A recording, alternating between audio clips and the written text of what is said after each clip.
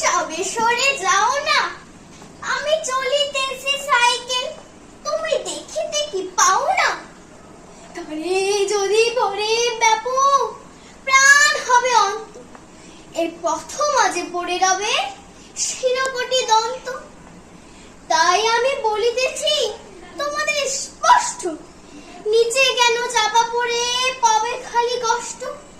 ভালো যদি চাও বাপু, ছেড়ে যাও সরিয়ে, কি লাভ হবে বলো তো আকারেতে মরি।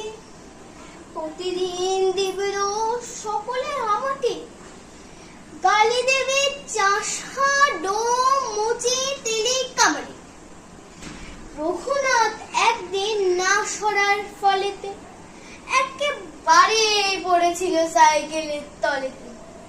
হ্যাঁ, 17ই বৈশাখ রবিবার দিন সে চাপা পড়ে মরেছিল বুড়ো এক মিনসে।